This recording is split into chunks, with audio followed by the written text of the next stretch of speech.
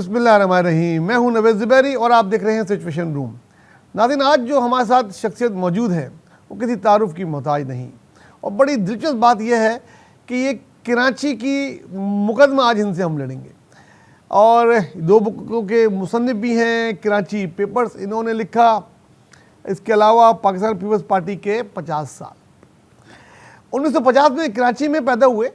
کراچی کا عروج و زوال دیکھا، کراچی کو انہوں نے کیپٹل دیکھا، کراچی کو وفاق کے انڈر دیکھا، اور آج بھی کراچی کو دیکھ رہے ہیں. پیپلز پارٹی کے انفارمیشن سیکرٹری سندھ کے رہے، جنرل سیکرٹری رہے، پیپلز پارٹی کراچی کے صدر بھی رہے. اور 90 کی وہ دہائی جس کو کراچی والے کبھی نہیں بھول سکتے، اس میں یہ بالکل آنکھوں میں آنکھیں ڈال کے جیے اور سروائیو کیا. آج بھی ماشاءاللہ زندہ ہے اور بہت اچھی صحت ہے. آج ان سے ہم پوچھیں گے کراچی کی جو باتیں ہمارے ذہنوں میں ہیں، آپ کے ذہنوں میں ہیں. بہت سارے سوالات آپ لوگوں نے مجھے بھیجے، ہر وہ سوال ان سے بے باک طریقے سے پوچھیں گے. بہت اچھا بولتے ہیں اور بہت بے باک بولتے ہیں. آپ کو بہت ساری وہ باتیں پتہ لگیں گی جو آج تک کسی نے نہیں بتائیں. تو ٹائم ضائع کیے بغیر چلتے ہیں. ہمارے ساتھ ہیں اقبال یوسف صاحب. السلام علیکم اقبال بھائی. وعلیکم السلام. اقبال بھائی، آپ ہمارے ساتھ ہیں ویلکم ایش ناؤ میں، اور ہماری خوش قسمتی، کراچی والوں کی خوش قسمتی کہ آپ نے جتنا کراچی دیکھا، بہت کم لوگ ابھی ایسے موجود ہیں یہاں پہ جنہوں نے کراچی میں اتنی عرصے سیاست کی ہو اور اتنا قریب سے دیکھا ہو. آپ نے کراچی میں پیدا ہوئے، آپ کی جوانی، بچپن اور ابھی بھی آپ ماشاءاللہ جوانی ہیں، 75 سال کے جوان آپ ہیں یہاں پہ. اور آپ نے کراچی کا عروج دیکھا، کراچی کا زوال بھی دیکھا. آپ نے کراچی کو کیسے دیکھا کہ یہ کیا اس میں سونے کی چڑیا تھی کہ یو ایس ہو یا برٹش گورنمنٹ ہو، خود قائد اعظم ہو، ہر کوئی کراچی کو اپنے پاس رکھنا چاہتا تھا. کچھ کراچی کے بارے میں بتائیں ہمارے ناظرین کو. پہلے تو بہت بہت شکریہ آپ کا کہ آپ نے یاد کیا، عزت افزائی فرمائی. کراچی کی تاریخ کو اگر ہم بیان کریں تو یہ یاد رکھیے کراچی بہت پہلے سے دنیا کی نظر میں بھی اور ہندوستان کی اور بادشاہوں کی ہر ایک کے دور کے اندر اہم رہا. کراچی ایک اپنی ساحلی بندرگاہ ہونے کی وجہ سے، کراچی کی اپنی جغرافیائی جو لوکیشن ہے اس کی وجہ سے، یعنی آپ دیکھیں، میں سب سے پہلے یہیں سے شروع کروں گا کہ کراچی کے بارے میں علامہ اقبال نے رحمۃ اللہ نے 1930 میں جو خطبہ الہ آباد پیش کیا، اور جس میں پہلی مرتبہ جداگانہ انتخابات اور دو قومی نظریے کی بات کی، اس وقت انہوں نے اپنے خطبہ الہ آباد میں کراچی کا ذکر کیا تھا. اور جملہ یہ تھا کہ چونکہ اس زمانے میں سندھ جو ہے وہ بمبئی کا حصہ تھا، تو اپنے خطبے میں جب وہاں مطالبہ کرتے ہیں سندھ کو بمبئی سے علیحدہ کر کے اس کی اپنی حیثیت بحال کرنے کا، تو وہ یہ کہتے ہیں کہ نہ صرف یہ کہ موجودہ اس حالات کے اندر فوری طور پر سندھ کو بمبئی سے علیحدہ کر کے اس کی صوبائی حیثیت بحال کی جائے، اور خاص طور پہ کراچی کا خیال رکھ لیا جائے کہ کراچی کی بندرگاہ اور اس کی صنعتی اور تجارتی اہمیت مستقبل میں کراچی کو ہندوستان کا دوسرا دارالحکومت بنا سکتی ہے، اور کراچی کی یہ بندرگاہ وسط ایشیا سے لے کے مشرق وسطیٰ تک ایک اہم کردار ادا کرے گی. یہاں پر ہم یہ علامہ اقبال نے کہتے ہیں کہ پاکستان کا خواب دیکھا، اس سے پہلے انہوں نے کراچی کا خواب دیکھ لیا، کراچی کو بتا دیا کراچی کا مستقبل کیا ہونا چاہیے. یہ قیادت ہی ہوتے، لیڈر وہی ہوتے نا کہ جب اپنا ویژن. اس کے بعد جب یہ سلسلہ شروع ہوا اور پھر تقسیم کا جب فیصلہ ہو گیا، تو کراچی کے لیے قائد اعظم نے اعلان کیا تھا کراچی کو میں دارالحکومت بناؤں گا. اس وقت این اے فاروقی یہاں پہ چیف سیکرٹری ہوتے تھے برطانوی حکومت کے. تو وائسرائے نے این اے فاروقی کو خصوصی طور پر قائد اعظم کے پاس دہلی بھیجا اور کہا کہ آپ کراچی کو دارالحکومت نہ بنائیں بلکہ لاہور کو دارالحکومت بنائیں. یہ ماؤنٹ بیٹن نے بولا 1947 کے عدائل وغیرہ. وائسرائے نے یہ پیغام بھیجا جب یہ باتیں شروع ہوئیں کہ کراچی کو نہ بنائیں، لاہور کو بنائیں. اب یہ ذہن میں رکھیے گا کہ کیوں اس نے لاہور کہا تھا، اور پھر تاریخ نے وقت کے ساتھ کیا ثابت کیا. جب وہ پہنچے تو قائد اعظم نے، آپ کو معلوم ہے، انہوں نے اس وقت تاریخی جملہ کہا کہ میں ڈیسیجن لیتا ہوں، ڈکٹیشن نہیں لیتا. واہ. میں نے فیصلہ کر لیا ہے کہ سندھ دارالحکومت ہوگا پاکستان کا، اور انہوں نے کہا وہاں صوبائی حکومت ہے، انہوں نے کہا صوبائی دارالحکومت جو ہے وہ آپ حیدرآباد لے جائیے، اور میں اپنی خواہش پہ نہیں، وہاں کے لوگوں کی ڈیمانڈ پر بھی، اور کراچی دارالخلافہ ہوگا، یہ قائد اعظم نے فیصلہ کر لیا تھا، اور اس کے بعد فروری میں دارالحکومت اناؤنس ہو گیا اور بن گیا۔ اس کے بعد جب مزید آگے بات بڑھی اور قائد اعظم نے اپنا سلسلہ جو ہے یہاں پہ دوبارہ وفاقی دارالحکومت بننے کے بعد اس کے انتظامی معاملات میں وہ جو وہاں سے تقسیم کے بعد انڈین سول سروس کے وہ لوگ جو برسوں سے دہلی کے اور یو پی کے علاقے کے لوگ افسران جو تھے، ذہین تھے، ان کا بھی اپنا ایک ویژن تھا اور تجربہ تھا، اس کے بالکل سارے آئی سی ایس آفیسر نے انہوں نے اس نئی مملکت کے ڈھانچے کو فوری طور پر منظم کیا، اور جو لوگ خیال کر رہے تھے کہ چند دنوں کے اندر پاکستان کا ہو جائے گا، انہوں نے دکھایا کہ نہیں، اور سروائیو کیا اور دارالحکومت یہاں بن گیا۔ اقبال بھائی کیا وجہ تھی کہ وائس رائے اس کو اپنے پاس رکھنا چاہتے تھے کراچی کو؟ انہوں نے اس کا کنٹرول اپنے پاس رکھنا چاہتے تھے یا وہ لاہور کو بنانے میں دلچسپی رکھتے تھے؟ وہ ایک تو یہ کہ آپ کو معلوم ہے 80 سال 1900 جب سے وہ آئے تھے دارالحکومت کراچی کو ڈیولپ کر رہے تھے، ان کا کہنا یہ تھا کہ گزشتہ 70-80 سال میں، گزشتہ 50 سال میں 1936 سے جو ڈیولپمنٹ کراچی کا شروع ہوا تھا کہ 1936 سے ہم نے یہاں پر کام شروع کیا ہوا ہے۔ گزشتہ 50 سال میں ہم نے کراچی میں بہت بڑے ترقیاتی کام کر لیے ہیں اور کراچی کو ڈیولپ کیا ہے، اور آئندہ 50 سال کا ہمارے پاس منصوبہ ہے، لہذا ہم یہ چاہتے ہیں کہ رہے گا ٹیریٹری پاکستان کی ہوگی، سب کچھ ہوگا، لیکن یہاں کا ایڈمنسٹریٹو اور ڈیولپمنٹ کنٹرول سسٹم سارا وہ انگریز کے پاس ہوگا، تاکہ وہ اس کے حساب سے اپنی جو منصوبہ ہے، ان کا جو پروگرام ہے، اس کے تحت آگے جیسے ہانگ کانگ کو چائنا سے، وجہ اس کی یہی تھی نا کہ ان کو معلوم تھا کہ 50 سال جانا ہے، تو یہ بندرگاہ کی اہمیت تھی۔ پھر سب کو ہی معلوم تھا کہ اس کی جغرافیائی اہمیت جو ہے وہ جو علامہ اقبال نے 1930 کے خطبے میں کہی تھی، وہ سب نے نظر آنے لگی تھی۔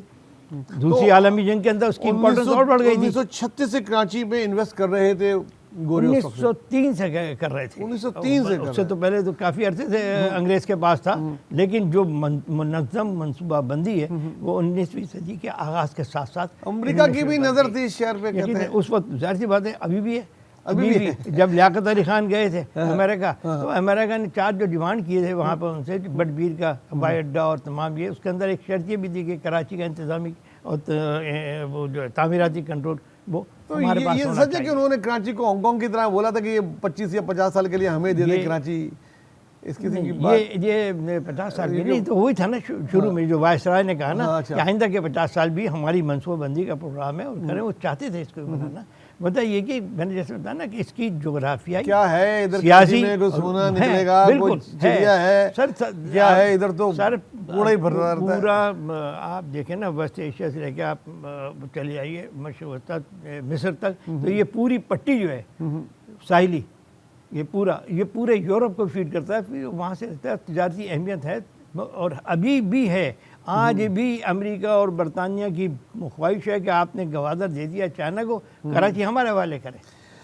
ٹھیک ہے اقبال بھائی، آپ نے بڑے قریب سے دیکھا ہوگا جب کراچی دارالخلافہ تھا، اس کے بعد یہ وفاق کے انڈر میں بھی دارالخلافہ جب آپ اسلام آباد لے گئے تو وہ ایکچولی وفاق تو یہی تھا نا، اس وقت دارالحکومت یہ تھا۔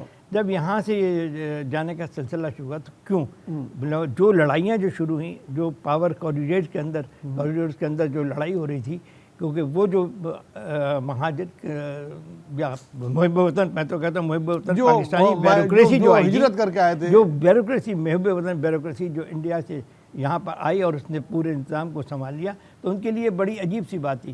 اور لوگ کہتے ہیں نا 1 یونٹ کا مطالبہ 1951 کے اندر پیش کیا گیا تھا۔ سردار شوکت آزاد کے جو والد تھے انہوں نے دستور ساز اسمبلی میں پیش کیا تھا کہ کراچی، سندھ، پنجاب، بلوچستان اور صوبہ سرحد کو ملا کر کے ایک صوبہ بنا دیا جائے، اور مشرقی پاکستان مشرقی اور پاکستانی 1 یونٹ کا، یہ 1 یونٹ کا یہ بنا دیا جائے، اور مشرقی پاکستان کا دارالحکومت ڈھاکہ ہوگا اور مغربی پاکستان کا دارالحکومت لاہور ہوگا۔ کیوں؟ اس لیے کہ سارا پاور کوریڈور جو ان کے ہاتھ سے چلا گیا تھا۔ جب یہ 4 صوبے بنے تو پنجابی بیوروکریسی کے پاس جو ہے وہ کنٹرول صرف پنجاب کا رہ گیا تھا، اور یہاں پر سندھ کے میں چونکہ وفاقی دارالحکومت تھا تو یہاں دونوں پاور تھے، وفاقی دارالحکومت ہونے کی وجہ سے صوبے کی پاور ان کے پاس تھے، تو اس سے یہ اختلاف پڑا، اور اس اختلاف میں تعصب بھی بیچ میں آتا گیا اور وہ بڑھتا چلا گیا، اور اسی لیے پھر 1951 سے میں یہ فیصلہ نہیں ہو سکا، تو 1956 میں جب دستور ساز اسمبلی کا اجلاس ہوا، دستور ساز اسمبلی نے یہ فیصلہ کیا کہ مشرقی اور مغربی پاکستان بنے گا، مغربی پاکستان کا دارالحکومت لاہور بننے کی وجہ سے سارے پاور اور اختیارات کراچی سے وہاں چلے گئے، اور کراچی کی حیثیت وہ ایک ڈسٹرکٹ کی ہو گئی، ٹھیک ہے، اور اس کی اہمیت ختم ہو گئی، اور جو یہاں بیوروکریسی تھی وہ چلی گئی اسلام آباد، اور جو یہاں کے مسائل ہوتے ان کے تعلق بن گیا لاہور سے کہ ہر چھوٹے بڑے کام کے لیے ہمیں صوبائی دارالحکومت لاہور جانا پڑتا تھا، تو اس میں تجارتی اور صنعتی اس میں بھی ہوا۔ یہ پورے ایوب خان کے 10 سالہ دور کے اندر جتنی تیزی کے ساتھ یہاں پر صنعتیں لگ رہی تھیں ان سب میں مشکلات ساری یہ تھیں، اور اسی وجہ سے نقصان یہ ہوا کہ یہاں بہت 80% صنعتیں وہ لگیں جن کا را مٹیریل باہر سے آتا تھا۔ اگر ہماری اور فیصل آباد انہی دنوں بنا، سیالکوٹ انہی دنوں بنا، وہ پورے ملک میں اس میں انڈسٹری ہوئی، لیکن یہاں پہ جتنی ہونی چاہیے اتنی نہیں ہوئی۔ کراچی ایک بنسائری اور مطلب بین الاقوامی بندرگاہ کے درجہ حاصل کر چکا تھا، تو وہ ڈیولپمنٹ جو کراچی میں ہونا چاہیے تھا وہ اس تیزی کے ساتھ نہیں ہوا، اور اس کے اندر صرف اور صرف بیوروکریسی کی آپس کی لڑائی تھی، جس کو پھر لسانی رنگ دیا گیا۔ سب سے پہلے مہاجر صوبے کی تحریک جو ہے وہ 1960 کی دہائی میں شروع ہوئی تھی، 1960 کی دہائی میں کراچی صوبے کی تحریک ہوئی تھی، کس نے کی تھی؟ مرزا جواد بیگ ان کا نام تھا، جواد بیگ، ٹھیک ہے، پتہ نہیں حیات ہے میں خیال ہو گیا ان کی، وہ 8 سال وہ جیل میں رہا، ان کا ہی پورا تھا۔ پھر اس کے بعد مختلف لسانی اور گروہی سیاست اور فرقہ وارانہ تنظیمیں بنائی جاتی رہیں، کیوں کہ یہاں پریشر رکھے، اس میں فورن فنڈنگ آج کی نہیں ہو رہی تھی، یہ اس زمانے میں شروع ہو گئی تھی۔ اچھا اقبال بھائی، اس پہ چلتے ہیں، جب کراچی کو سندھ کا دارالخلافہ بنایا جاتا ہے، اس سے پہلے حیدرآباد تھا سندھ کا دارالخلافہ، جب وہ بنایا جا رہا تھا تو وہ کس کی کوشش تھی؟ کیا سندھ کے کانفرنس چاہتے تھے کہ کراچی کو سندھ کا دارالخلافہ بنائے، یا یہاں کے جو مہاجر قیادت ہوگی اس وقت کی وہ چاہتے تھے؟ کیا کس طرح حیدرآباد کی جگہ کراچی بنا، یہ بتائیں ہمارے۔ حیدرآباد تو صوبائی دارالخلافہ تھا نا، جب ون یونٹ ٹوٹ گیا، اور ون یونٹ جو یحییٰ خان نے توڑا، ون یونٹ ختم کرنے سے پہلے یحییٰ خان نے اردو اسپیکنگ کمیونٹی کو یہ پیغام بھیجا تھا کہ میں ون یونٹ توڑنے جا رہا ہوں اور ختم کر رہا ہوں، اور آپ مطالبہ کریں تو ہم شہری علاقوں پر ایک علیحدہ صوبہ بنا سکتے ہیں۔ ٹھیک ہے، اچھا، جی ہاں، یہ ایوب خان نے، جی ہاں، ایوب خان نے اردو بولنے والی کمیونٹی کو دیا تھا 1960s میں، یہ اچھا 69 کی بات ہے، 1969 میں ایوب خان نے 68 میں ماشاء اللہ 69 کے اندر اس نے وہ کرا 69 ایک اور صوبہ بنا سکتے ہیں اگر آپ لوگ مطالبہ کریں کراچی کو۔ جی ہاں، اب باقاعدہ انہوں نے اس کے اوپر یہاں کے جو لیڈرشپ تھی ان کا ایک اجلاس ہوا، پھر اس وقت تاریخی بات ہے ڈاکٹر اشتیاق حسین قریشی جو کراچی یونیورسٹی کے وائس چانسلر بھی رہے، اور اس سے پہلے 60 کی دہائی میں 2 مرتبہ وزیر تعلیم میں رہے، اور ہندوستان میں بھی وزیر تعلیم رہے، جی بڑی شخصیت۔ تو انہوں نے یہ لفظ نئے سندھی جو ہے وہاں سے نکلا تھا، انہوں نے کہا کہ نہیں، مہاجر ایک اور ہجرت برداشت نہیں کر سکتا۔ دیکھیں بہت وہ ہے، اور تاریخی رپورٹ ہوا ہے کہ مہاجر ایک اور ہجرت برداشت نہیں کرتا، ہم سندھ میں نئے سندھی کی حیثیت سے رہ کر مل کر گزارا کر لیں گے، لیکن زبان کی بنیاد پر صوبہ ہمیں نہیں چاہیے، کیونکہ جو مہاجر آ رہا تھا ہندوستان سے وہ لاہور میں بھی بسا، ملتان میں بھی بسا، حیدرآباد فیصل آباد میں، سکھر، حیدرآباد، خیرپور، یہ تو یہ سندھ کی پٹی، صوبہ سرحد میں بھی، پشاور میں بھی جا کے بسے، پنڈی میں بھی بسے، پنڈی میں خود ہماری کمیونٹی کے لوگ تھے۔ ان کا ڈاکٹر اشتیاق کا ویژن یہ تھا کہ اگر زبان کی بنیاد پہ صوبہ بناؤ گے تو وہاں پہ جو لوگ بس گئے، رج گئے، ان کو نکلنا پڑے گا وہاں سے، اور یہ اس لیے کہا تھا کہ دوسری ہجرت برداشت نہیں کرتا، ہم یہاں نئے سندھی کے، اور اس کو اس وقت شہید ذوالفقار علی بھٹو نے پسند کیا اشتیاق حسین قریشی کی اس بات کو، اور اس کی بعد سے یہ اصطلاح شروع ہوئی نئے سندھی اور پرانے سندھی۔ اس وقت جی ایم سید وغیرہ بھی فعال ہوں گے، آپ نے بڑا قریب سے ان کی وہ وقت دیکھا ہوگا، وہ کراچی کو صوبہ بنانے کے حق میں تھے؟ وہ ایوب خان کے دور میں ان کا نظریہ تبدیل ہو گیا تھا۔ دیکھیں سب سے پہلے جب بنا پاکستان بنا تو پاکستان کی پہلی پولیٹیکل پارٹی وہ تھی Peoples Party of Pakistan, Peoples Party جس کے صدر تھے خان عبد الغفار خان اور جنرل سیکرٹری تھے جی ایم سید۔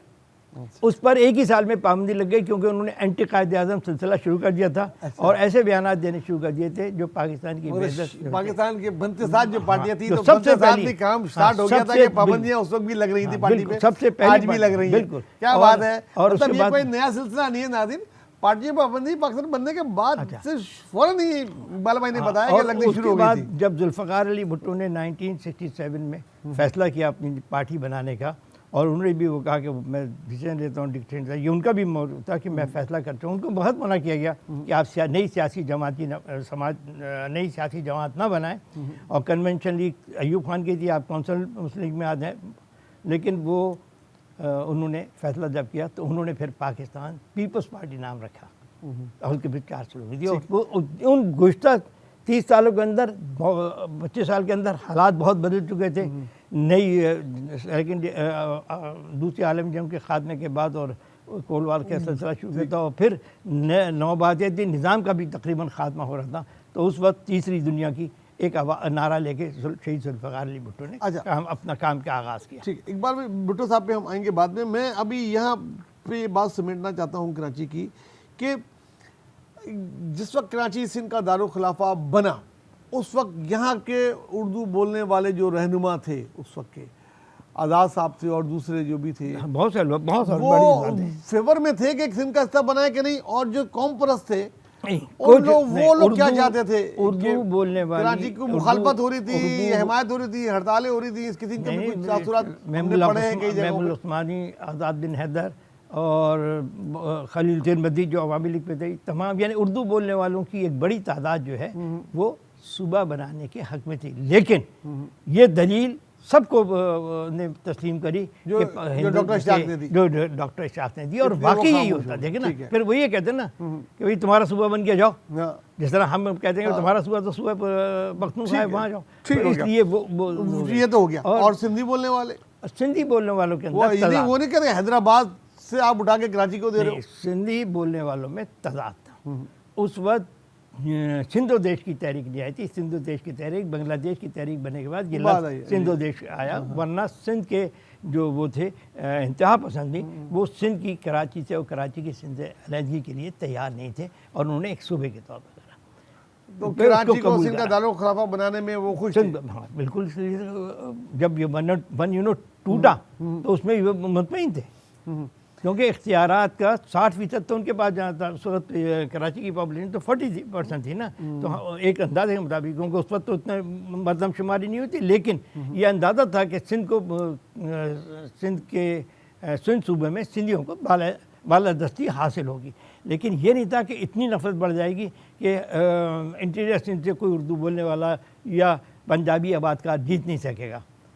یہ جو انتہا پسندی ہوئی وہ 70s کے بعد ہوئی، ورنہ اگر آپ دیکھیں تو کراچی سے میں اس وقت 15 سیٹیں ہوتی تھیں صوبائی اسمبلی کی، اور 15 میں سے 10 جیتی تھیں پیپلز پارٹی نے، یہ 9 سیٹیں، جی ہاں 70 کے انتخابات میں کراچی کی 7 سیٹیں تھیں نیشنل اسمبلی کی، اور 2 سیٹیں جیتی تھیں پیپلز پارٹی نے، اور 5 جیتی تھیں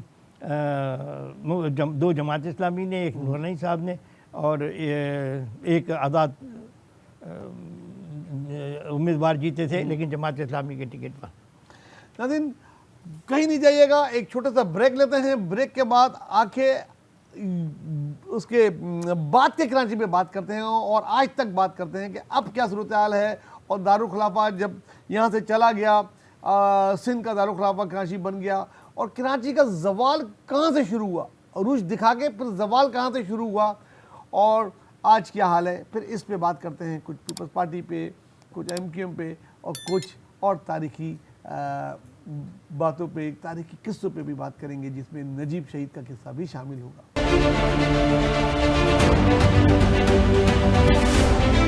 ویلکم بیک ناظرین، ہم اپنے انٹرویو کو جاری رکھیں گے، اقبال بھائی سے بہت ساری باتیں ہمیں اور کرنی ہیں۔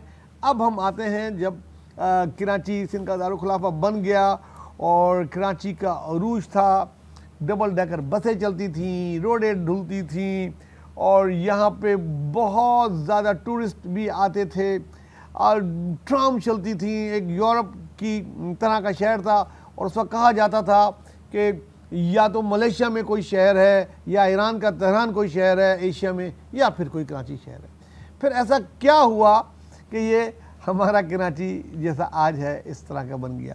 جی اقبال بھائی, آپ نے کراچی کا عروج و زوال جو دیکھا, اب 1 یونٹ بننے ختم ہونے کے بعد جب سندھ کا دارالخلافہ بن گیا, دیکھیں جس وقت یہ فیصلہ ہوا کہ کراچی سے دارالحکومت وہ اسلام آباد چلا گیا, تو یہاں پہ ڈیولپمنٹ کے بہت سارے منصوبے تھے. ہر سال 5 سالہ منصوبہ بنتا تھا, تو 5 سال کی ایک پلاننگ رکھی جاتی تھی, اور اس کے دوران اس کے تحت کام ہوتا تھا. 2-5 سالہ منصوبے تو ایوب خان کے دور میں ہوئے, جس میں کراچی کی ڈیولپمنٹ صرف صنعتی اور نجاتی اہمیت کے حوالے سے رہی, لیکن جو تعمیراتی معاملات تھے وہ نہیں تھے. اسی دور کے اندر ڈبل ڈیکر بس ہو چکی تھی, لیکن ٹرام چل رہی تھی. ٹھیک ہے, اور چیدہ وہ بھی تھی ڈبل ڈیکر بسیں. اور ایک دور وہ بھی تھا 60 کی دہائی میں, 1947 سے لے کے 60 تک, کہ کراچی میں سڑکیں ہوتی تھیں, صاف ستھرا شہر ہوتا تھا. ہر علاقے کے اندر جو ٹانگے وغیرہ چلتے ان کے گھوڑوں کے لیے پانی کے تالاب ہوتے تھے. سمجھے, بہت خوبصورت تھا. اور یہ صحیح ہے کہ 3 ہی شہر ہوتے تھے. ٹوکیو کو کہا جاتا تھا کہ خوبصورت شہر ہے, ایک تہران, اور 3 نمبر پر کراچی. لیکن پھر کراچی اب آ گئی. اس کے بعد 70 کے بعد سقوط ڈھاکہ کے بعد صورتحال مختلف ہو گئی. کراچی میں پیپلز پارٹی مطلب سندھ کے اندر حکومت میں آئی, تو شہید ذوالفقار علی بھٹو نے میگا کراچی پروجیکٹ کے نام سے میگا کراچی کا ایک منصوبہ بنایا. پہلے دیکھیں 70 کے اندر جس وقت انتخابات ہوئے, کراچی کی حیثیت ایک ڈسٹرکٹ کی تھی, ایک ڈسٹرکٹ تھا. پھر اس کے 3 ڈسٹرکٹ بنائے پیپلز پارٹی کے دور میں. ہر ایک کے ٹرام وہاں سے بند ہو کر کے سڑکیں, یہ جو آپ امیجنر روڈ ہے یہ ڈبل روڈ ہوا تھا, اس کو 1 وے اور ڈبل کیا. اسی طرح کراچی کے بے شمار منصوبے جو ہیں وہ 5.5 سال کے منصوبے میں دور میں شروع ہوئے, جنہیں آئندہ 10 سالوں میں 15 سالوں میں مکمل کیا گیا. بہت سارے پروجیکٹ تو آج بھی ایسے ہیں جو اس دور کے شروع ہوئے اور اب تک چل رہے ہیں. بڑے کس نے مخالفت کی تھی کراچی کو سندھ کا دارالخلافہ بنانے میں؟ سندھ کا دارالحکومت بنانے میں جو ڈی ایم سید اور یہ پیر علی محمد رائدی جی, اور وہ پیر علی محمد رائدی اور ڈی ایم سید نے مخالفت کی تھی اس بات کی کہ کراچی کو دارالحکومت نہ بنایا جائے. سندھ کا صوبائی دارالحکومت جب 1 یونٹ ٹوٹ رہا تھا. جی تو وہ حیدرآباد کو بنانا چاہتے تھے. وہ غالباً حیدرآباد کو, تو اس پہ 1 دن کی ہڑتال بھی کال کی تھی, لیکن وہ کنفیوژن بہت تھا اس میں, کیونکہ اکثریت جو لیڈرشپ تھی اس وقت سندھ کی ایکٹیو, وہ کراچی کو بھی تھی اور کراچی کو ہی بننا تھا.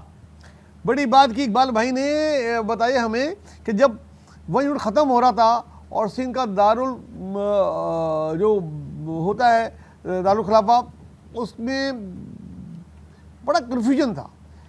حیران کن بات یہ ہے کہ جی ایم سید اور پیر راشدی جیسے لوگ اس کی مخالفت کر رہے تھے, اور اس کے لیے انہوں نے ہڑتال بھی کی. اور جو اردو اسپیک رہنما تھے جو آئے تھے, وہ چاہتے تھے کہ کراچی سندھ کا دارالخلافہ بنے. یہ ایک بڑی بات ہم کو پتہ لگی ہے. بھٹو صاحب نے 1970 کا, بھٹو صاحب نے ایسے کیا 4 سال کے دور میں کیا ایسا کراچی کے لیے کیا؟ سب سے بڑا مثال کے طور پہ دیکھیں, صرف کراچی کا بتائیے گا. پہلے میں پاکستان کا تو ہمیں پتہ ہے, کراچی سے نہیں پورے پاکستان کے لیے ایک کام تو ہوا ہے کہ 50 روپے کا پاسپورٹ کر کے جو آپ کے اوورسیز پاکستانی گئے, انہوں نے جو آج بھی ان کی آمدنی جو ہے ہماری, اور اس کے اندر بھی 10 سے 15% کراچی کے شہری ہیں جو باہر گئے میں جو باہر سے بیچتے ہیں, وہ وہاں پہ پیسہ جمع نہیں کر رہا ہے. کراچی سے جتنا بھی گیا ہوا ہے ان میں سے 80% اپنا پیسہ کراچی بیچتے ہیں. یہ بھی ایک کراچی والوں کا کنٹریبیوشن ہے. کراچی میں اسٹیل مل کا پروجیکٹ ذوالفقار علی بھٹو نے اس وقت جب وہ وزیر صنعت اور تجارت تھے ایوب خان کے دور کے اندر, ان کے پاس وزیر خارجہ سے پہلے وہ تھا, اس دور کے اندر USSR سے بھی کیا تھا. ایٹامک انرجی کا پلانٹ یہاں کے کینپ کا, وہ بھی اس دور کے اندر انہوں نے کیا تھا جب وہ وزیر تھے, اور اس کو امپلیمنٹ کیا اور اپنے دور میں آ کے مکمل کیا. اسی طرح بہت سارے منصوبے, اب آپ یہ کہتے ہیں کیا کراچی کے لیے سب سے زیادہ اگر کسی نے کام کیا تو پاکستان سفاری کے دور یہ میں کیا عبادی شہید ہسپتال کے علاوہ بھی آپ سپر مارکیٹ لے لیں نا، لیاقت آباد کی، لیاقت لیاقت آباد وہ بھی انہیں 4 سالوں پہلی سپر مارکیٹ تھی، پھر انہوں نے ایک وہ دیا نا ہاؤسنگ کا اور کمرشل کا، کہ آپ کی جو یہ اسٹریٹ بزنس ہے وہ تمام اس دور میں شروع ہوا بھٹو کے سال میں۔ حسن اسکوائر سے لے کے چلے جائیے آپ ٹول پلازا تک، جتنی بھی سوسائٹیاں ادارے اسکیمیں ہیں، اسکیم 3300 اسکیموں، یہ سب اس دور کے اندر پلان ہوئی، امپلیمنٹیشن ان کا بتدریج سال کے ساتھ ہوا۔ وہ جو پلان حسن اسکوائر پہلے اسی دور میں بن گیا تھا، سیوک سینٹر بھی پروجیکٹ وہ تھا بھٹو صاحب کا، بعد میں آن کے کمپلیٹ ہوا۔ اچھا یہ نہیں، اب ہر کسی بھی آپ شعبہ زندگی کے اندر آپ لے لیے، میں آپ کو بتاؤں کراچی کا نہیں پورے پاکستان کا کوئی ڈسٹرکٹ ایسا نہیں ہے جو ذوالفقار علی بھٹو کے دور میں کہاں وہاں کوئی نہ کوئی ٹھیک ہے تو صوبائی اور وفاقی پروجیکٹ بنا ہو۔ مان لیا۔ اچھا آپ کے مطابق دیکھیں 70 تک وہاں تھا، 71 کے بعد جب ٹوٹا، جب ذوالفقار بھٹو وزیر اعظم بنے، انہوں نے کراچی کے لیے بہت کام کیا۔ کراچی میں نفرت کا آغاز جو ہے وہ ہوا لینگویج بل سے، حالانکہ اس وہ کچھ اردو بولنے والوں کے حق میں تھا، جس کے لسانی صوبہ اور لسانی بل کہتے ہیں، جس میں سندھی لازمی قرار دی گئی تھی۔ کمال اصفر نے وہ ڈرافٹ کیا تھا، اس کا پریمبل کیا تھا کہ سندھ کراچی سے جو افسران سندھ میں تعینات کیے جاتے ہیں، زبان سندھی زبان نہ جاننے کی وجہ سے وہ وڈیرے کے محتاج ہو جاتے ہیں، اور ہاری اور کسان کی بات جو ہے وہ اس افسر تک نہیں پہنچتی، جو وڈیرا کہتا ہے وہ اس کو صحیح مان لیتا ہے اور اس کے روب میں آ جاتا ہے۔ تو لہذا تمام سندھی افسران کو چاہیے، مطلب اردو بولنے والے افسران کو چاہیے کہ وہ سندھی زبان سیکھیں، اور سندھی زبان کے ساتھ وہ، اور اسی حوالے سے یہ کہا کہ پہلی سے 5 تک یہ سندھی زبان لازمی قرار دی گئی، اور اس کے بعد اختیاری ہے، آپ آگے جانا چاہتے ہیں آپ اچھا ہے، زمانے یہ تو بہت اچھی بات تھی، اس میں کیا برائی تھی؟ اب اس کو کسی نے پڑھا نہیں ہے، ایک جملہ لکھ دیا کہ اردو کا جنازہ ہے ذرا دھوم سے نکلے، اور شہر کے اندر 8 سے 10 دن تک کی لڑائی ہو گئی، 200-250 آدمی مر گئے۔ حالانکہ یہ زبان سیکھنے میں اردو بولنے والے سندھیوں کا فائدہ تھا، اور لیکن اس کو آج تک بھی میں چیلنج کرتا ہوں کہ کسی اس کو بیٹھ کے پڑھیں، اس پہ ڈیبیٹ مکالمہ ہمارے یہاں ہوتا نہیں، مکالمے کے فوراً بجائے احتجاج ہوتا ہے۔ کچھ ہماری اردو بولنے والی اس لیڈرشپ کا بھی قصور تھا کہ جنہوں نے اسے انتہا پسندی تک لے گئے۔ بہرحال وہ ہوا، پھر بعد میں اسی دوران کے اندر جب مذاکرات ہو رہے تھے اردو اور سندھی بولنے والے قیادت کے درمیان، اسی درمیان میں 40 اور 60 کا فارمولہ بھی آیا کہ 40 شہری، اور صحیح بات ہے کہ شہری علاقوں میں کبھی نہیں زیادہ ہوتا ہے، ان کو زیادہ ان کا آئی کیو ہوتا ہے، ان کو مل جاتی نوکریاں نہیں ملتی، دیہی والوں کا بھی کوٹا ہونا چاہیے، لیکن اس کو وسیع القلبی سے لینا تھا۔ یہاں پر اس کو کفر اسلام کی جنگ کرا دے دیا گیا، نتیجہ کیا ہوا کہ ہم 50 سال پیچھے چلے گئے، آج بھی ہم وہاں کھڑے ہیں یا 70 میں کھڑے ہوئے ہیں۔ ٹھیک ہے، اب ضیاء الحق کا ٹائم آ جاتا ہے، بھٹو صاحب کی حکومت ختم کر دی جاتی ہے، ضیاء الحق آ جاتا ہے، اب کراچی میں وہی اسی تیزی سے کام ہو رہے ہوتے ہیں کہ نہیں؟ یا کراچی کا ضیاء الحق کے دور میں آتے ہی کراچی کا ڈیولپمنٹ رک گیا تھا، مطلب کراچی کو جو بریک لگا ترقی میں وہ بھٹو صاحب کے جانے کے بعد لگا، 1945-47 سے لے کے 1930 سے کام ہو رہا تھا، اور 1975 تک 74 تک ہوتا رہا۔ اس میں بیرونی عوامل بھی تھے، کیونکہ میں نے جیسا کہا نا انگریز کے وہ جو اس کا غصہ تھا کہ کراچی ہمیں نہیں ملا، تو کراچی کو ڈیولپ نہ کرنے کا ایک منصوبہ ان کا بھی تھا کہ یہاں پر انریسٹ رکھو، کشیدگی برقرار رکھو، تاکہ ڈیولپمنٹ سلو ہوگا، بدنظمی پھیلے گی، بد اعتمادی پھیلے گی، اور ایک خلیج بڑھتی چلی جائے گی۔ یہ پوری ایک سازش تھی ان کی بیرونی قوتوں کی، جس پہ وہ کر رہے تھے۔ دوسری سب سے بڑی امپورٹنٹ بات اس میں یہاں نوٹ کر لیجیے گا کہ ضیاء الحق کے دور میں ایک واقعہ ہوا تھا، بشرا زیدی کیس، جس میں منی بس سے 80 کی دہائی میں، 80 کے ابتدائی دور میں، اس کے بعد ایک کمیشن بنا، کراچی کمیشن، جس کی رپورٹ جو ہے میں نے اپنے اس کا اندر حوالہ بھی دیا ہے کراچی پیپر میں، وہ اس وقت لاکھوں روپے پکڑ کے ایک باقاعدہ ضخیم تمام مسائل کے اوپر بحث کی گئی، اور اس کے بعد وہ اس رپورٹ پر کوئی عمل نہیں ہوا۔ پھر غیر جماعتی انتخابات آ گئے، غیر جماعتی انتخابات میں زیادہ نفرتیں بڑھی، لوگوں نے قبائلی پیپلز پارٹی کو توڑنے کے لیے ساری قومی سیاسی جماعتوں کے لیے نقصان دہ ثابت ہوا، اور سب تسلیم کرتے ہیں اب کہ وہاں وہ غیر جماعتی انتخابات ضیاء الحق کے دور میں ہونا پاکستان کی تباہی بربادی کی بنیاد بڑھ گیا۔ اقبال بھائی اب آتے ہیں بہت ہی ایک ٹچی موضوع پہ، وہ ہے ایم کیو ایم کا بننا۔ پھر ایم کیو ایم کا عروج، ایم کیو ایم کی طاقت، پھر ایم کیو ایم کا زوال، یہ میرے اگلے سوالات ہوں گے. تو آپ ایم کیو ایم بنانے کے کیا مقاصد تھے؟ کیوں کس وجہ سے ایم کیو ایم بنائی گئی؟ صرف ایم کیو ایم نہیں، پی ٹی آئی بنی تھی، پنجابی PTI تو- پختون اتحاد. اچھا، ہاں ان کے اچھا، مقابلے اچھا، پر نا. دیکھیے پنجابی پختون اتحاد بنا کر کے ایم کیو ایم بنا کر کے یہ عوام کو عوام سے لڑانے کی خیال تھی. وجہ کیا تھی کہ ایم آر ڈی کی تحریک کے دوران پاکستان کے عوام بہت باشعور ہو گئے تھے اور ایک جمہوریت کی بحالی کی تحریک عروج پہ عروج بڑھنے پہ لگی تھی تھی. اپنی، ٹھیک ہے. اور محترمہ بے نظیر بھٹو کے وہاں جلاوطن ہونے کے بعد اور اس میں زیادہ جان پڑ گئی تھی کہ لوگ ڈیمانڈ کرنے لگے تھے. 86 میں ان کی آنے کی باتیں ہو رہی تھی، ساری سیاسی استقبال- جماعتیں اس وقت یہ پلان کی گئی ایم آر ڈی کی تحریک کے بعد سے انہیں سوچا کہ جب یہ جمہوری تسلسل آگے بڑھے گا تو ہمارے لیے نقصان یہ ہوگا، لہذا عوام کو تقسیم کرو. تو اس میں پہلے پنجابی پختون اتحاد بنائی گئی. پہلے ایم کیو ایم بنی یا پہلے پنجابی پختون اتحاد پہلے بنی؟ پنجابی ایم کیو ایم پہلے بنی. پہلے ایم کیو ایم بنی. پہلے ایم کیو ایم بنی، اس کے فوراً بعد کاؤنٹر کرنے کے لیے اس کو لڑانے کے لیے بنائی گئی. دونوں ایک ہی دور کی ہیں. ہاں، میرے خیال میں دونوں ایک ہی سال کے proxy تھی، اندر دونوں بالکل دونوں ضیاء کی proxy تھی. اسٹیبلشمنٹ کی بنائی ہوئی جماعتیں تھیں اور انہوں نے بعد میں اپنے اپنے رپورٹوں میں تسلیم بھی کیا کہ بھئی یہ جو ہیں عوام کو تقسیم، اور اس میں عوام تقسیم ہوتی تھی. عوام تقسیم ہوتے رہے، فوراً جنگلوں میں کراچی جلتا رہا، کراچی کی یہ لائٹیں، دیکھیے نا، کراچی کی 3 مئی کو جب محترمہ بے نظیر بھٹو کراچی کی بسیں، 3 مئی کو جب بے نظیر بھٹو پاکستان پہنچتی ہیں تو ایئرپورٹ سے لے کر کے لیارے تک کا فاصلہ 1986 میں 1986 میں جب جی، 3 مئی کو جی، کراچی لاہور تو آئی تو وہ وہ لاہور نہیں، کے بعد جب کراچی نہ ان کو لاہور ہضم ہوا وہاں سے- ہاں، نہ ان کو یہ ہضم ہوا. کراچی میں ان کی آنکھیں کھل گئیں. انہوں نے کہا یہ تو خطرناک ہے. یا آپ دیکھیں 3 مئی کو اتنا بڑا کراچی میں جلوس نکل رہا ہے اور پیپلز پارٹی کا کوئی گلی ایسی نہیں تھی جس میں پاکستان پیپلز پارٹی کے جھنڈے نظر نہ پاکستان کے جھنڈے نظر نہ. لیکن اسی شہر کراچی میں 14 اگست کو ایم آر ڈی کی جلسے بندہ کیا ہوتا ہے، صرف ملیر اور لیاری تک تحریک ہوتی ہے. سارا شہر جو ہے نارمل چل رہا ہوتا ہے، یہ 2 علاقے جل رہے ہوتے ہیں جہاں پر پیپلز پارٹی کی اکثریت تھی. تو یہ اس سے ظاہر ہو گیا تھا کہ یہ کھیل پورا جمایا گیا ہے اور اس کے اندر سازشیں انوالو ہیں. اچھا، اب ایم کیو ایم بن گئی. اب بنتے ساتھ جناب جب میئر کے ساتھ ہوئے تو ایک الطاف حسین جب جیل میں تھے، زیادہ بات بنانے کے ان کے سارے پروسیجر تھے، اسکرپٹ لکھا ہوا تھا، اسکرپٹ پہ کام ہو رہا تھا. الطاف حسین کو بہت بڑا لیڈر بنا دیا گیا. جس وقت غیر جماعتی انتخابات ہوئے فاروق ستار جیتے، وہ پچھلے 87 کے کراچی اندر میں تقریباً سویپ ہو گیا. 87 میں جب کراچی پورے سندھ میں سب جگہ ہوا، ہمارے عوام دوست بھی جیتے تھے. اس میں سندھ کے کئی اضلاع کے اندر عوام دوست، کراچی میں کراچی کے اندر بھی سر 50-50 تھا. کراچی کا میئر عبدالستار اقبانی، ڈپٹی میئر کون تھا؟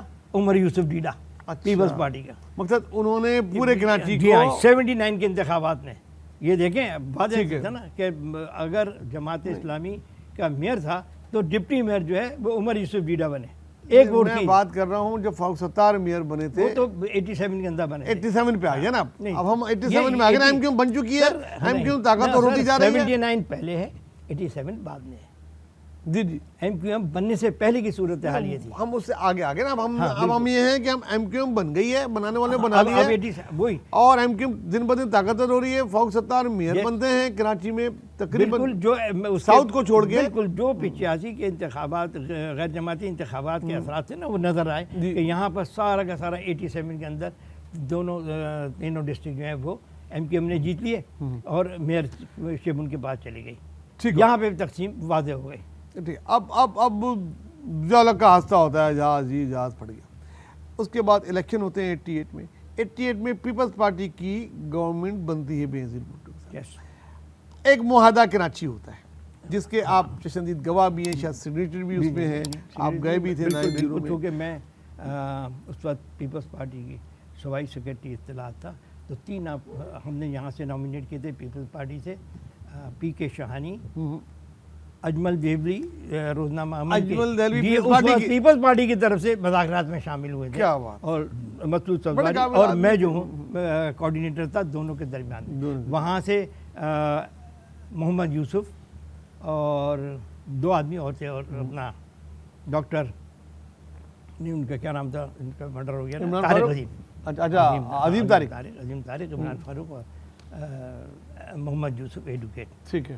یہ مذاکرات ہو کے ان 59 پوائنٹس پر جس کا کراچی کے اندر پیپر میں پورا مسودہ موجود ہے 59 مطالبات تھے، ایک دو نہیں. اچھا. اور اچھا یہ کیا ہے، یہ سلسلہ شروع ہو رہا تھا ہاں کہ پیپلز پارٹی اکثریتی جماعت بن گئی تھی. جی ان کو بہرحال اختیار میں آنے کے لیے کچھ ووٹوں کی ضرورت تھی، لیکن یہ کہ یہ ہو گیا تھا کہ پیپلز پارٹی مرکز میں حکومت بنائے گی. صوبے میں ایبسولوٹ میجورٹی پیپلز پارٹی کی تھی اور ہم یہاں پہ حکومت تھے. پنجاب میں ڈویژن تھا تو وہاں پہ نواز شریف. یہاں پر حکومت یعنی مرکز میں حکومت دینے کے لیے اسٹیبلشمنٹ کا رول چل رہا تھا. ٹھیک ہے. غلام اسحاق خان نے اور اسلم بیگ نے اپنے انٹرویو میں اعتراف بھی کیا کہ ہم نے کچھ شرائط رکھے، فیصلہ کیا کہ پیپلز پارٹی کو حکومت دے دیا. لیکن اس دوران کے اندر ہم جو کراچی معاہدہ کراچی کے مذاکرات کر رہے تھے وہ دراصل ان کے 12 ووٹوں کے لیے تھے.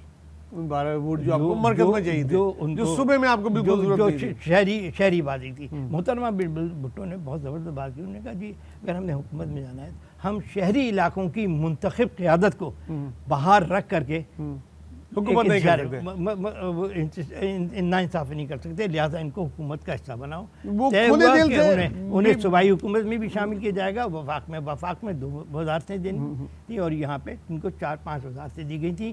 ان کا انپوز اسپیکر آیا تھا عبد الرازق خان اور ہمارا چیف منسٹر انپوز آیا تھا. اور سندھ کی تاریخ کا پہلا واقعہ تھا کہ انپوز چیف منسٹر. اور آپ بی بی کے بہت قریب تھے، آپ نے کیا بالکل کھلے دل کے ساتھ ایم کیو ایم کو لے کر چلی تھی، مصلحتاً چل رہی تھی یا وہ چاہتی تھی کہ نہیں شہری اور دیہی لوگ ساتھ چلیں تو سندھ میں؟ بالکل محترمہ بینظیر بھٹو کا ویژن بالکل کلیئر تھا کہ شہری اور دیہی علاقوں کو ساتھ دے کر چلا، نہ صرف شہری اور دیہی علاقوں کو سندھ کے اندر بلکہ پورے پاکستان میں حزب اختلاف کو بھی اعتماد میں لے کر کے شامل کر دیا. اس لیے ہم نے ایم آر ڈی کے لوگوں کو بھی اپنے ساتھ رکھا ہوا تھا. اچھا پھر کیا وجہ تھی اقبال بھائی؟ آپ لوگوں نے 59 وہ کیے ہوں گے تو بہت ٹائم لگا ہوگا، پھر کئی ملاقاتیں رہی ہوں گی، اچھی انڈرسٹینڈنگ بھی ہوگی تھی کہ شہر کے آپ لوگ ساتھ یقین کریں کہ 8 دن تک ہم نے شاید راتوں میں 1.5 گھنٹے 2 گھنٹے کی نیند نہیں ہوگی. ہمارے 20 گھنٹے کے مذاکرات چل رہے تھے. جی جی مجھے بھی یاد ہے، میں اسٹوڈنٹ پارٹی تھوڑے بہت کر رہا تھا ان دنوں. نہیں بہت امپورٹنٹ آپ ساتھی رہے ہمارے اور ہیں. پرابلم ساری اتنی جلدی کیسے اتنا مضبوط معاہدہ اتنی جلدی کیسے موم کی طرح پگھل گیا؟ گرین سگنل نہیں مل رہا تھا نا. جو قوتیں بزی رکھنا چاہ رہی تھیں اور اپنی باتیں منوانے کے لیے کر رہی تھیں ان کا یہ پریشر لیور تھا مولانا فضل الرحمان اور ایم کیو ایم کی سیٹیں کہ یہ پریشر لیور تھا ہم پر. ایم کیو ایم بلیک میل کرتی تھی، اسٹیبلشمنٹ بلیک میل کر رہی تھی یار. کس کے ذریعے؟ سامنے کون ہوتا؟ یہ ہوتے ہیں نا مہرے استعمال کیے جاتے ہیں نا. کیا ایسی چیزیں تھیں جو وہ آپ سے مانگ رہے تھے آپ نہیں دے رہے تھے؟ جب ان کی اسلم بیگ سے اور وہاں پہ غلام اسحاق خان سے بی بی کی اور آصف زر صاحب کی ملاقات ہوگی، وہاں سے گرین فلیگ دوسرے دن صبح سائن ہو گئے. جیسے ہی سائن ہوئے اسی روز نائٹ کو سے میں وہاں پہ گیا بی بی کو اور اس وقت واجد شمس الحسن اور بیگم اشرف عباسی اور ہمارے اور بھی بہت سی وہاں سے ان کو معاہدہ دکھایا کہ یہ معاہدہ، اور اس معاہدے کو وہ کر کے صبح آن کر کے وزیر اعلیٰ نے حلف لیا ارکان اسمبلی، وہ کام ہو گیا.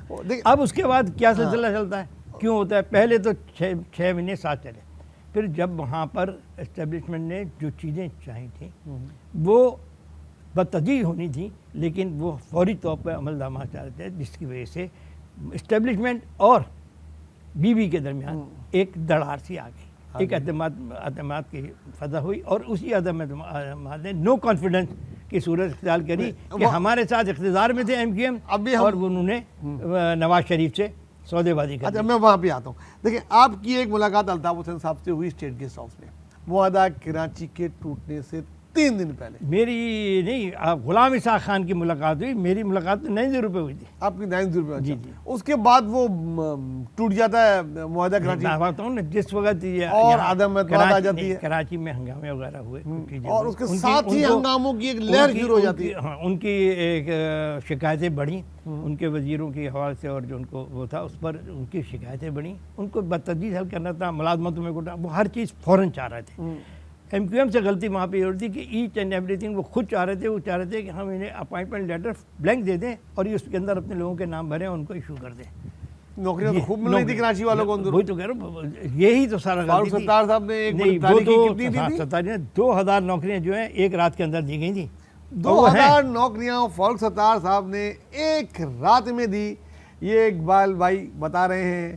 اور آج جو ہے وہ 100 200 نوکریوں کے لیے پتہ نہیں کیا کیا کہہ دیا جاتا ہے. 2000 نوکریاں ایک رات میں فوج سلطان نے دی. اچھا اب یہ نوکریاں بھی مل رہی ہیں ان کو, وزارتیں بھی مل رہی ہیں, پھر ان کو پرابلم کیا تھی پیپلز پارٹی سے؟ اقتدار کے مزے بھی لے رہے ہیں, وفاق میں بھی. ہم وہ میئر سے ہوتے تھے فاروق ستار, ان کو میری نظروں کے سامنے 2 مرتبہ 50 لاکھ روپے کے جو ہیں وہ ہم نے ان کو فنڈ دیے بلدیاتی, اس کے جو ہم دیتے ہیں جو ہماری ذمہ داری ہوتی تھی, اور 5 کروڑ بھی دیا. ایسی بات نہیں, کراچی کے گورنر کے لیے ہم نے بہت کچھ کیا اس وقت امیڈیٹ فنڈ کے علاوہ, اور بھی بہت ساری چیزوں میں دیے. پرابلم کیا تھا جو میں نے آپ کو بتایا کہ وہ کم سے کم وقت میں زیادہ سے زیادہ چیزیں ڈو مور, اور اس میں پیچھے کوئی تھا, اور اس کا فائدہ اٹھایا. غلام اسحاق صاحب کراچی آئے اور ان کی شکایتیں سننے کے لیے, اور وہ ادھر یہ ہو رہا تھا, اور ادھر وہ معاہدہ پنجاب میں چلے گئے تھے. یعنی مسلم لیگ نواز شریف کے ساتھ MQM نے ہمارے ساتھ حکومت میں ہوتے ہوئے ایک معاہدہ کیا, ایگریمنٹ کیا, جس کی کاپی بھی اس کے اندر موجود ہے, دستاویز موجود ہیں اس کے اوپر, ظاہر سرفراز وغیرہ کے دستخط ہیں. اور اس کے فوراً بعد وہ نو کانفیڈنس آ گیا, جس سے یہ بھی حکومت میں یہ نہیں ہوتا. یعنی ایک وقت نکاح میں رہتے ہوئے ہمارے ساتھ انہوں نے دوسری شادی کر لی. اچھا, نکاح پہ نکاح پڑھا لیا. ایک معاہدہ آپ کے ساتھ ہوا تھا جس کو وہ 18 اکتوبر کو توڑتے ہیں, لیکن سپتمبر میں, یہ تاریخ میں آپ کی کتاب میں نے پڑھا کہ وہ سپتمبر میں توڑ چکے تھے, معاہدہ دوسرے سے کر چکے تھے. بالکل معاہدہ کر چکے, دستاویز موجود ہے. دستاویز پھر یہ بتائیں, جب غلام اسحاق خان کی الطاف حسن سے ملاقات ہوتی ہے اور سب چیزیں طے ہو جاتی ہیں, ان کو یقین دلایا جاتا ہے کہ آپ جناب ہمارے ساتھ ہیں دوبارہ حکومت میں, تو عدم اعتماد کیسے ناکام ہو جاتی ہے؟ یہ ان کے ساتھ کیا ہاتھ ہو جاتا ہے, MQM کے ساتھ مطلب کب سے ہاتھ ہو رہا ہے؟ اس کا کریڈٹ میں آصف زرداری صاحب کو دیتا ہوں. اچھا, بالکل گھوڑوں کے ساتھ مطلب آصف زرداری صاحب نے پوری اسٹیبلشمنٹ کو سب کو بھی ہرایا, غلام اسحاق خان کو بھی, MQM کو بھی, سب کو تنے تنہا, حالانکہ وہ اس وقت کچھ بھی نہیں تھا. اس میں کوئی شک نہیں کہ اس وقت ان کی 89 کی بات ہے, 1989 ان کی اپنی ذہانت, ان کے اپنے دوستوں کے تعلقات اور ان کا طریقہ کار, اس کا کریڈٹ جو ہے وہ جاتا ہے ووٹ آف نو کانفیڈنس کے ناکام ہونے کا. اقبال بھائی, ایک پرسنل سوال ہے, جب یہ نو کانفیڈنس وہ ہو گئی تو ظاہر سی بات ہے MQM حکومت سے پھر الگ ہو گئی, اپوزیشن میں آ گئی, ان سے وزارتیں چلی گئیں. آپ سے کچھ ان کے رہنماؤں نے کبھی اس پہ ریگریٹ نہیں کیا کہ یار یہ کچھ غلطی ہو گئی, یا وقت سے پہلے ہو گیا, یا ہمارے ساتھ اسحاق خان نے ہاتھ کر دیا, کس نے ہاتھ کر دیا؟ ہمارے ساتھ اسحاق خان نے ہاتھ کر دیا, یہ الفاظ جو ہیں ان سے ہے کہ انہوں نے ہم سے بدلہ لیا. یہ کس نے کہا؟ ووٹ آف نو کانفیڈنس ناکام ہونے کے بعد جب ہے تو ان کہتا ہے کہ یار غلام اسحاق خان نے ہم سے بدلہ لیا. یہ الطاف حسین کے الفاظ ہیں, بالکل رپورٹ ہوئے ہیں اخبار میں. جب نو کانفیڈنس ناکام ہو گئی, یوسف خان ایک ہوتے تھے نوائے وقت میں, ان کے 2-3 کالوں میں تسلسل کے ساتھ یہ چیز چھپی. اس کے بعد احساس ہوا MQM کو کہ بھائی ہمارے ساتھ تو ہاتھ ہو گیا. ایک تو ہم کو ہمارا معاہدہ بھی ٹوٹ گیا, وزارتوں سے بھی گئے, اپوزیشن میں بھی آ گئے, اور اس کے بعد جو حالات تھے اور واقعات تھے, جس طریقے سے کراچی ڈے بائی ڈے جل رہا تھا 1989 کے بعد سے 1990 کا, پھر آپ نے دیکھا کتنے برے حالات شہر میں, لاشیں, اغوا, اور بس میں کہتا ہوں نا وہ ایک المیہ تھا یہاں پر. آصف نواز صاحب کور کمانڈر ہوتے تھے, اور طلبہ کا, دونوں طلبہ تنظیموں کا جو ہے وہ, میں ادھر ہی آ رہا ہوں. اب اقبال بھائی ہم آتے ہیں 1990 میں نا, 1990, اس سے پہلے کراچی یونیورسٹی میں PSF کے لڑکے شہید کر دیے جاتے ہیں, کئی 3-4 لڑکے شہید کر دیے جاتے ہیں. اس کے بعد PSF کا عروج ہی عروج ہوتا ہے, جماعت ختم ہو چکی ہوتی ہے, APMSO بالکل اتنی نہیں ہوتی, تعلیمی ادارے میں PSF ہوتی ہے. نجیب جو ہے وہ صدر ہوتے ہیں. نجیب بہت تیزی سے ایک اردو سپیک لڑکا پاپولر شہر میں ہو رہا ہوتا ہے, دن دگنی رات چوگنی, جدھر جاؤ نجیب ہو رہا ہوتا ہے. پھر MQM 1990 اپریل میں ان نجیب کو قتل کرتی ہے. کیا تھا, آپ اس وقت بڑی اہم ذمہ داریوں پہ تھے, آپ کو کوئی اطلاع مل رہی تھی, آپ تو شب CMO میں بھی تھے؟ یہ تو تھا اندازہ ہمیں, کیونکہ APMSO کی اپنی دہشت گردی چل رہی تھی. جماعت اسلامی جس نے اس شہر کے اندر اصلاح کی سیاست, اسلامی جمعیت اصل وہی لے کر آئے تھے, اصل اسلامی جمعیت نے شروع کری, وہ بیک سے اس میں سے ان میں یعنی جو ان میں سے نکل گئے جو تھنڈر اسکاؤٹ کے لڑکے تھے وہ ان میں سے بیشتر جو ہے انہوں نے ایم کیو ایم جوائن کر لی تھی. بہت سے ایم کیو ایم کے اندر ایسے لڑکے تھے جو اس حکمت عملی کو جانتے تھے دہشت گردی کی, اور وہ اس میں شامل تھے. بظاہر اسلامی جمعیت طلبہ پیچھے تھی, لیکن ایکچولی وہ ان کو فنڈنگ بھی کر رہے تھے اور اصلاح کی. اور اس میں جب اے پی ایم ایس او اور پی ایس ایف کا ٹکراؤ ہوا تو اس میں کوئی شک نہیں کہ پیپلز پارٹی کی طلبہ ونگ کا یہ بہت بڑا, پیپلز پارٹی کا اور طلبہ ونگ کا بہت بڑا نقصان تھا نجیب کی شہادت. نجیب ایک ذہین اور فعال اور بہت اعلیٰ سوچ کے ساتھ آگے آئے اور بہت ترقی کری, پی ایس ایف کو جمع کیا, مجتمع کیا, آرگنائز کیا اور طریقے کے ساتھ لے کے چل رہے تھے. لیکن اسی دوران اس کو ڈیمیج کیا گیا, اور ڈیمیج کرنے کے بعد ان کو شہید کر دیا گیا, کیونکہ وہ سب سے زیادہ بہادر گروپ تھا. گروپ کیا, پوری این ایس ایف تھی جو ایم کیو ایم کی دہشت گرد کے لیے سب سے بڑی رکاوٹ تھی, اور ایم کیو ایم کو منہ دے رہی تھی, اور ایم کیو ایم کا راستے میں فیصلہ ہوا نجیب کو شہادت کرنے کا ایم کیو والے کا. آپ کے ساتھ بڑے وہ قریبی چیزیں تھیں, آپ کو انٹیلیجنس کی اطلاعات بھی آتی رہتی تھیں, آپ صدر بھی تھے, تو آپ لوگوں کو اندازہ تو تھا کہ یہ ایسا ہوگا. کیا کوئی اطلاع تھی کہ کس کس کو کس کس کو ماریں گے؟ آپ کا بھی ایک رپورٹ میں دیکھی تھی, نوید, زبیری, سعود اور نجیب کے ساتھ ان لوگوں کے بھی, آپ لوگوں کے بھی انہوں نے جو ہٹ لسٹ بنائی تھی کہ ان کو مارنا ہے. ہم بھی تھے, لیکن کیا تھا کہ ان کو یہی خوف ہمیں تھا, اور کہا بھی گیا تھا کہ تعداد رکھیں, لیکن ان کے لیے اس کو ان کے اپنے ایم کیو ایم کے اپنے سروائیول کے لیے نجیب کی شہادت بہرحال بہت بڑا نقصان تھا. اور اللہ تعالیٰ نجیب کی شہادت کے بعد پھر ایم کیو ایم بھی سنبھل نہیں پائی, پوری بھوک ہڑتال میں بیٹھ گیا الطاف حسین کے ساتھ. شہر میں فوج آئی پہلی دفعہ, ٹینکوں میں, بختبند گاڑیوں میں 90 کی بات کر رہا ہوں. اس کے بعد آپ نے دیکھا کہ پھر وہ کچھ عرصے بعد باہر گئے, واپس آئے, پھر چلے گئے, اور بعد میں ریگریٹ کرتے تھے کہ نجیب کو مارنا کی ایم کیو ایم کی سب سے بڑی غلطی تھی. بالکل, اور نجیب کی شہادت کی وجہ سے غلام اسحاق خان کا 8 اگست کو جو ہماری حکومت ختم کرنے کا ہوا فیصلہ, اس میں کہیں نہ کہیں اسٹیبلشمنٹ کا بھی ہاتھ تھا کہ اس کو ماریں گے تو جو ہوگا رد عمل, اس پہ پھر پیپلز پارٹی کی گورنمنٹ کو بھی انہوں نے بالکل ختم کیا. پھر جام صادق کا دور آ جاتا ہے. میں آپ سے 100% اتفاق کرتا ہوں کہ یہ تمام چیزیں جو ہیں ایک اس وقت کی اسٹیبلشمنٹ جو ہے وہ اسے ہوتا ہے. مختلف ونگز ہوتے ہیں جو اپنے اپنے طور پہ کام کر رہے ہوتے ہیں, مختلف ایجنسیوں کی آپس کی چکلیں جو ہے وہ اس سے بھی سیاسی قوتوں کو نقصان پہنچتا ہے. ایک ایجنسی جو ہے وہ ایک پارٹی کے اندر اپنے لوگوں کے ساتھ کام کر رہی تھی, دوسرے میں دوسرے ہوتی ہے, آپس میں ان کا میں کوئی کوارڈینیشن نہیں ہوتا, جس کی وجہ سے جو ہے وہ جماعتیں بھی تباہ ہوتی ہیں, امن بھی خراب ہوتا ہے, اور بے گناہ لوگ. بول بھائی, کیا نجیب زندہ رہ سکتا تھا؟ کیا آج بھی نجیب ہمارے درمیان ہو سکتا تھا؟ بالکل زندہ رہ سکتا تھا. زندگی موت تو اللہ کے ہاتھ ہے, لیکن اس کو کہا گیا تھا کہ آپ ملک چھوڑ کے چلے جائیے. لیکن بہادر آدمی تھا, اس نے کہا نہ میں نہ میرا کوئی ساتھی ملک چھوڑ کے جائے گا, ہم بزدل نہیں ہیں, مقابلہ کریں گے, زندگی موت اللہ کے ہاتھ ہے. اور اس نے انکار کر دیا. لیکن اگر وہ ملک سے چلے جاتے تو شاید زندگی, کیا یقیناً زندگی بچ سکتی تھی, باقی تو سب معاملات اللہ کے ہاتھ میں تھے. ایک بار بھائی ہم آگے آتے ہیں. اب ایم کیو ایم کا عروج آ جاتا ہے 1991 1992 جناب, آپریشن سے پہلے نا پیپلز پارٹی کی حکومت چل رہی تھی, جام صادق کے ساتھ وہ مل کے حکومت بناتے ہیں, مرکز میں بھی مزے, ادھر بھی مزے. پیپلز پارٹی کے ہر روز لوگ شہید ہو رہے ہوتے ہیں, آپ سب کی جان کو بڑا خطرہ ہوتا ہے جو بچ جاتے ہیں. زوال کہاں سے شروع ہوا ایم کیو ایم کا؟ ایم کیو ایم میں جب اتنی طاقتور ہو گئی تو ایک دم زوال, ایک دم نواز شریف نے ان سے یو ٹرن لیا حکیم سعید کے واقعے کے بعد. حکیم سعید کا واقعہ تو بہت بات کا ہے. اچھا, تو کہاں مطلب کہاں سے وہ 1991 میں جب انہوں نے کچھ فوجی افسروں کے خلاف ایک میجر کے خلاف کوئی ایکشن کیا جس سے فوج ان سے ناراض ہوئے.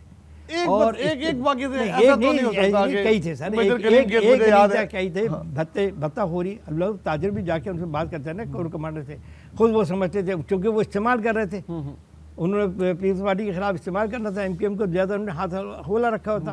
لیکن اب یعنی وہ تو بڑا مشہور ہے نا کہ جام صادق اس سے ملنے گیا عیادت کے لیے, تو اس نے کہا میں آپ کو اپنے دل کے بہت قریب رکھتا ہوں, اور اس نے جیب سے فوراً تصویر نکال کے بتائی, دیکھیے میں تو ہر وقت آپ کو اپنے دل کے ساتھ لگا کے رکھتا ہوں. جام صادق نے اور جام صادق علی نے الطاف حسین کو پاکستان سے فرار ہونے کا ایک وہ حقیقی موقع کی وہ ملا۔ لسٹ دے دی کہ یہ وہ سارے دے لوگ دیا تمام۔ ہیں۔ اور حقیقت دیکھیں نا، ہوا یہی تو ہوتا ہے نا کہ چور سے کہیں چوری کر، شاہ سے کہیں تیرا گھر لوٹ رہا ہے۔ ایجنسیوں کا تو یہ تو کردار تھا۔ مطلب ایم کی تباہی کی ابتدا جام صادق صاحب نے ہی اسٹارٹ کر دی بالکل، تھی، اس میں جو کچھ گروپنگ کر کے۔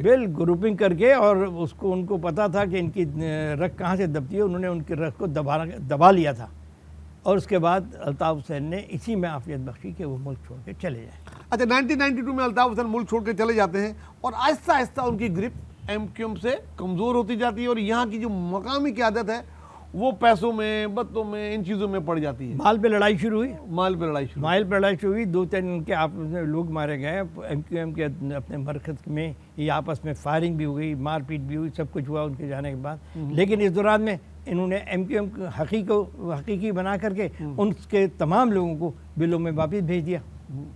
وہی سب ڈر، وہ سب لوگ بھاگ گئے، کوئی گرفتار ہو گیا، کوئی نظر بند ہو گیا، کوئی فرار ہو گیا ایم کیو ایم حقیقی کو لا کے۔ لیکن ایم کیو ایم حقیقی کو لانا بھی اسٹیبلشمنٹ کی غلطی تھی، کہ ہم تو اردو، مطلب جو کراچی والے ہیں، کراچی کے جو اردو والے، وہ دیکھ رہے تھے نا کہ ہمارے لوگ ہمارے ہاتھوں مارے جا رہے ہیں۔ شہر میں، شہر کے لوگ اس شہر کے لوگوں کے ہاتھوں مارے جا رہے ہیں، دن بدن شہر تباہ ہو رہا تھا۔ بالکل، اس میں اب کام، اب لاہور ڈیولپ ہو رہا تھا، کراچی تباہ ہو رہا تھا، ایسا ہی تھا۔ بالکل لاہور بلڈ تو یہاں سے سرمایہ دار جو ہے اپنا سرمایہ کراچی کو انریسٹ میں فیل کرتے ہوئے شفٹ ہونے لگے تھے۔ چوریا کے مقام پر جو انہوں نے وہ بنایا تھا اپنا انڈسٹریل زون، اس کو ہی بسانا تھا۔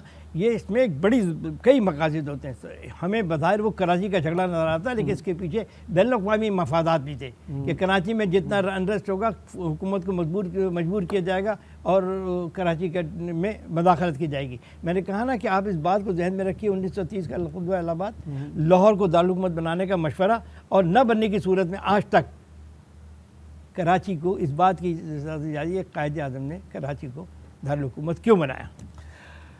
ناظرین، یہ تھا آج کے پروگرام کا پہلا حصہ۔ انشاءاللہ تعالیٰ اس کا دوسرا حصہ بھی آپ ملاحظہ کریں گے اس کے بعد۔ تب تک اپنا دوستوں، خاص کر گریبی کا بہت خیال رکھیے گا۔ اقبال بھائی کے ساتھ ہم دوسرے حصے میں ہم اس کے بعد کا دور سے لے کے آج تک کے دور کی بات کریں گے۔ اللہ حافظ۔